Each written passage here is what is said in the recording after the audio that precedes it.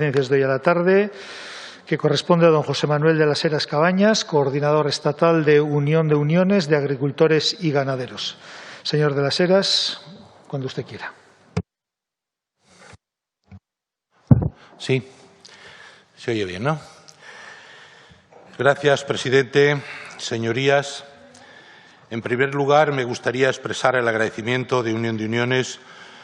por su invitación a comparecer en esta comisión y poder así trasladarles el mejor ánimo y el compromiso de agricultores y ganaderos que representa mi organización para colaborar en el proceso de reforma de la Ley 12/2013 sobre la mejora del funcionamiento de la cadena alimentaria. Siempre viene bien, y especialmente en esta casa, recordar que el artículo 130 de nuestra Constitución encomienda a los poderes públicos que atiendan de forma particular la modernización y el desarrollo de la agricultura y la ganadería para equiparar el nivel de vida de todos los españoles. Y hoy nos encontramos aquí para formular una ley de cadena alimentaria que contribuya a conseguir este objetivo, porque en la actualidad, pasados 40 años, no es así. Más allá de los indicadores que exhibe el Ministerio de Agricultura, que nos colocan en la estratosfera de las rentas agrarias europeas y que, contrariamente a lo que sucede en el resto de la Unión Europea, cifran aumentos importantes en el peor año agrario que somos capaces de recordar, la realidad de los agricultores y ganaderos es bien distinta. Lo dice la agencia tributaria, que ofrece como dato que los rendimientos netos agrarios de los profesionales del sector están en un 36,8 por debajo de la base imponible media declarada por el conjunto de los contribuyentes. Una de las causas de que ello sea así, la que nos ocupa, es el deficiente funcionamiento de la cadena alimentaria, que no remunera de manera equitativa a todos sus componentes, siendo los más perjudicados los eslabones más débiles, que somos los productores y consumidores. Señorías, desde el año 2014, el diferencial entre los índices de precios percibidos por los agricultores y el que pagan los consumidores por la alimentación no ha dejado de crecer y, precisamente, en el año de la pandemia esta diferencia ha alcanzado máximos de 7 puntos. Por su parte, la Comisión Europea, en sus últimas recomendaciones al Plan Estratégico de la PAC para España, señala que solo una tercera parte del valor añadido en la cadena alimentaria queda en manos de los productores. Y no estamos hablando de un valor insignificante. Frente a una producción final agraria que en la media de los últimos años el Ministerio estima en 50.000 millones de euros, el negocio alimentario en nuestro país en una estimación moderada, alcanza los 150.000 millones de euros en términos de consumo interior y exportaciones. Esta situación también la ratifica los datos ofrecidos del Observatorio de la Cadena Alimentaria del Ministerio, que sitúan los precios percibidos por los agricultores y ganaderos en un 30% de los precios pagados en destino. Por lo tanto, hay margen para un reparto más equilibrado.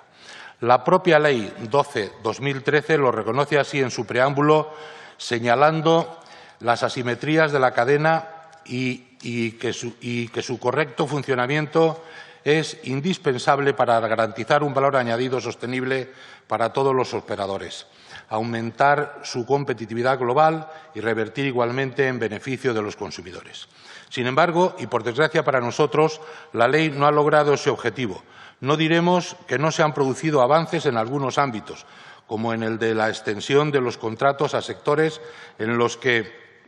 no era la práctica habitual, por ejemplo, el caso de la uva para vinificación o la leche, pero son contratos, si me lo permiten decir así,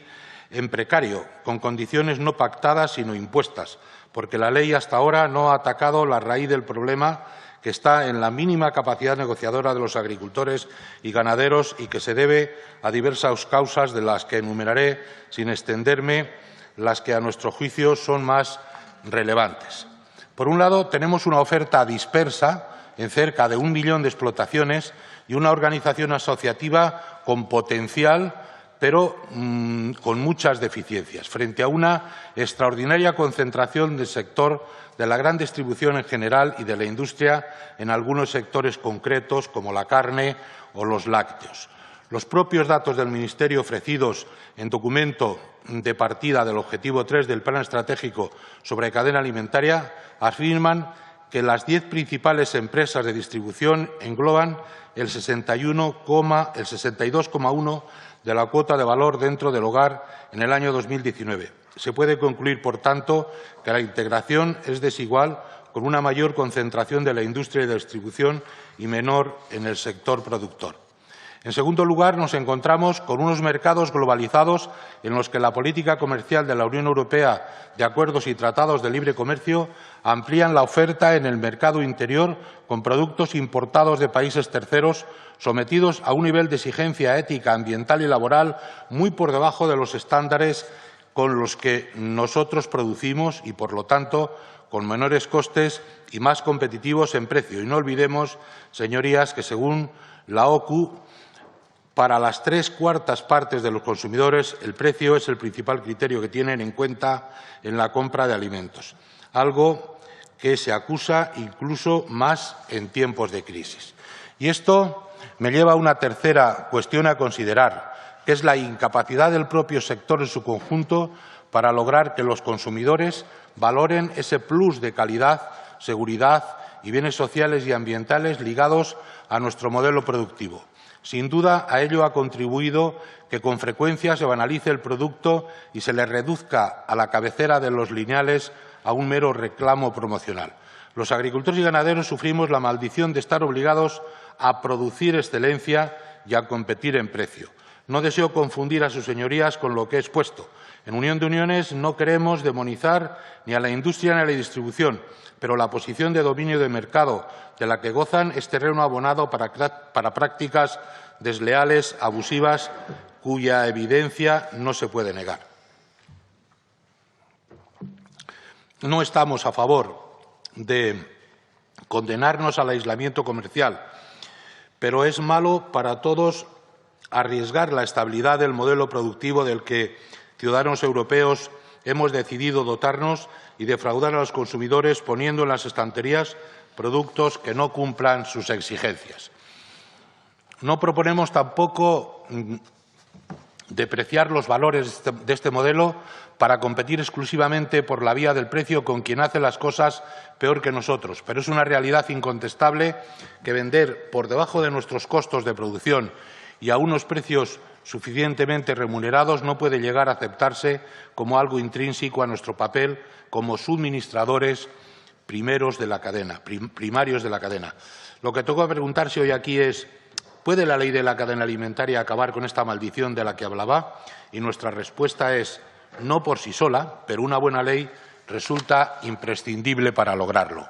En febrero del 2020, el Ministerio de Agricultura, con el Real Decreto 5/2020, ahora convertido en Ley 8/2020, introduzco unos primeros cambios en la ley y, si me permiten sus señorías la licencia de la que me excuso por anticipado, no puedo por menos demostrar un cierto grado de estupefacción ante el hecho de que hayan sido necesarios 9 meses de trabajos en las cámaras para que esta ley salga prácticamente igual que como entró. Sin entrar en mayores, ha sido una extraordinaria pérdida de tiempo y esfuerzos para encontrarnos hoy de nuevo hablando de lo mismo.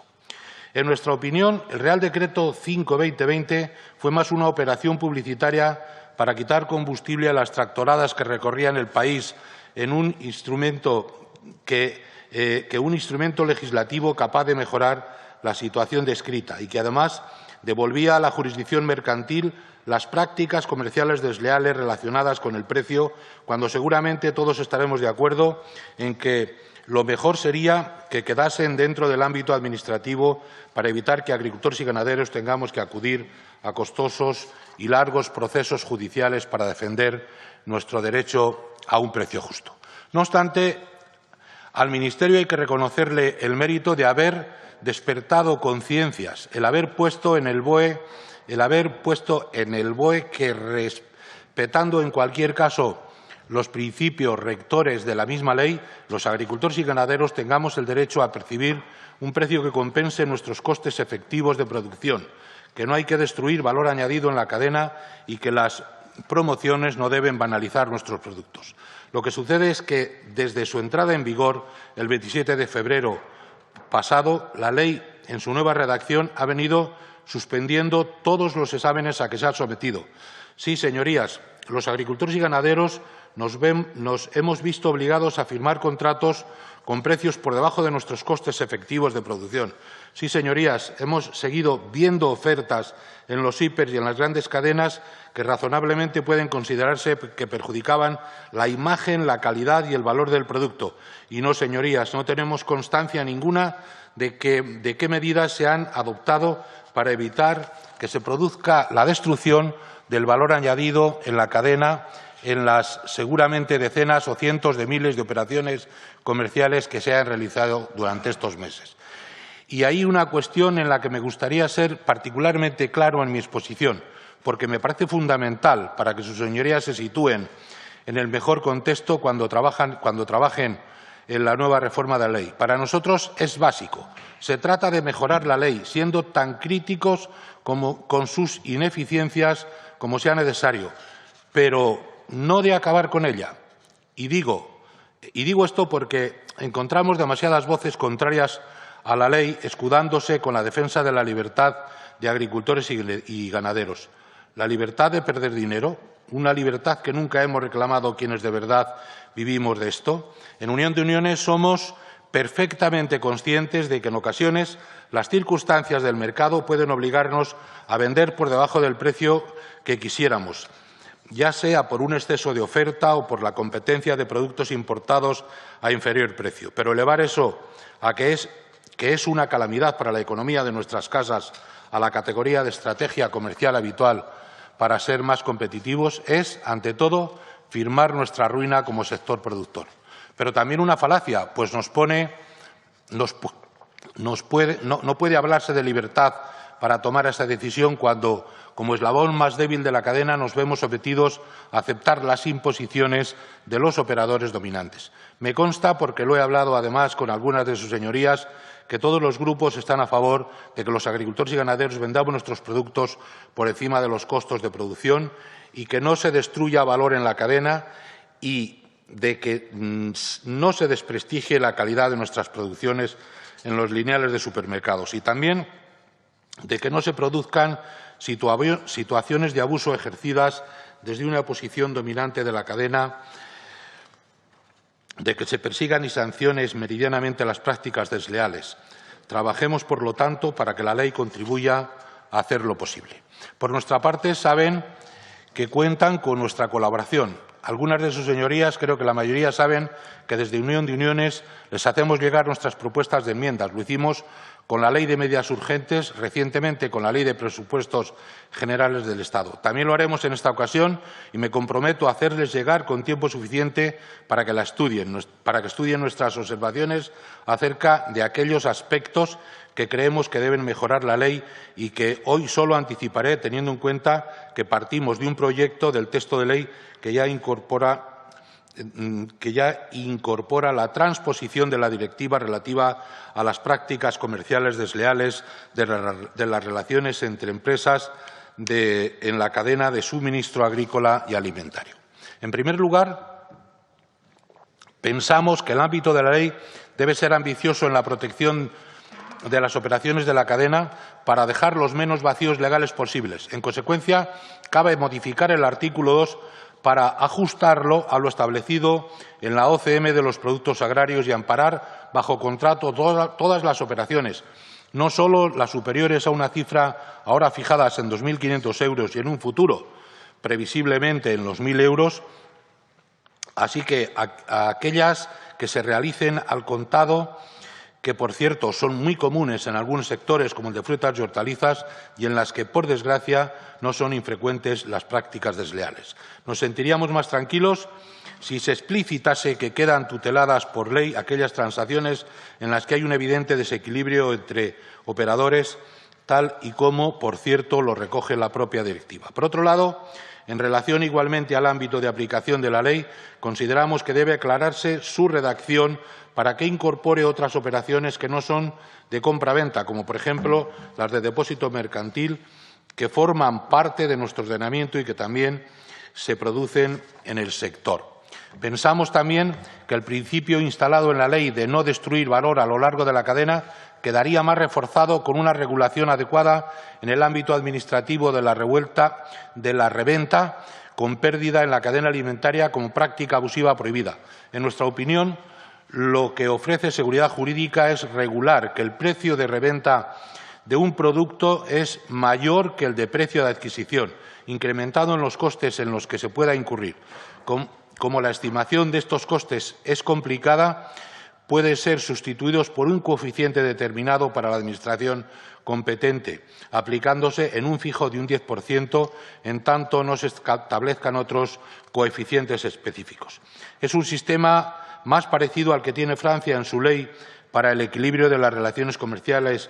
en el sector agropecuario y una alimentación saludable y sostenible. Además, la gran mayoría de formaciones políticas presentes en esta comisión parlamentaria ya votaron el 23 de octubre pasado en el Pleno del Parlamento Europeo a favor de regular la reventa con pérdidas en la propuesta de modificación de la OCM de los productos agrarios. Por lo tanto, en coherencia con esa posición política y haciendo uso de la facultad que otorga la directiva a los Estados miembros para introducir normas más estrictas, cabe perfectamente en la ley esta regulación. También consideramos que debe incluirse en la ley